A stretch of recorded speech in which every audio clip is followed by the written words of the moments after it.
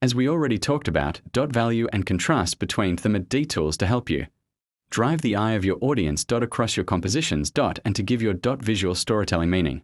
Help driving the audience's eye make image understandable, contrast adds meaning. Now that we've learned dot various types of contrasts that you can find in dot the world of imagery, let's talk a little bit more dot practically about how you can dot use it in your art. Hidden underneath all the colors dot of movie shots, there are always the basic dot grayscale values. Each color has an equal in dot grayscale value, some in the light, some in neutral, some in dark values. Once you eliminate the color, you will be able to read the values more clearly. And if you focus on them, you'll have a much easier time realizing that there are rules by which great artists and filmmakers put their value compositions together. In this lesson, we'll explore some of the most important rules. And since I absolutely loved the way the authors of the Netflix series Arcane work with their values, I will be using examples exclusively from this masterpiece. Just look at it. Every frame a painting, truly. In movies and animations, the most enjoyable compositions are those that are instantly readable. Number 1, readability. You don't get lost in them and don't have to wander around the image for too long to realize what is important. Shots with chaotically placed values all over the composition will inevitably confuse your audience. The best way to improve this aspect is by having a clear value chart set for your images.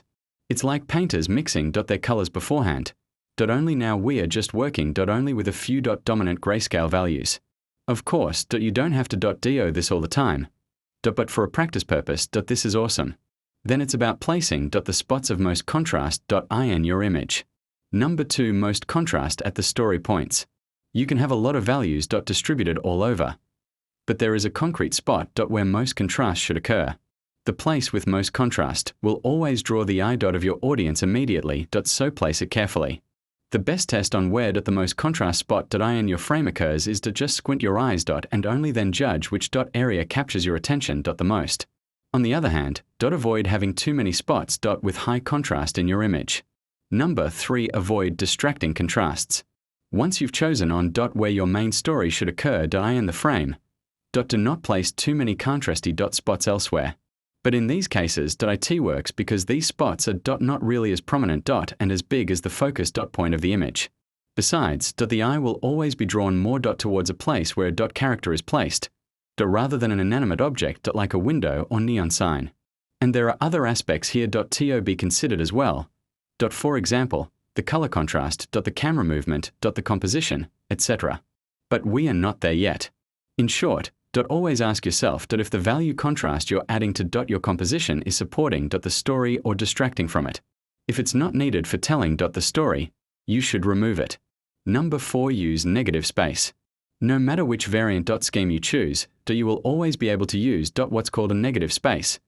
An area of your composition where nothing is really prominent, a wall of smoke, a sky, darkness, a rock formation, etc.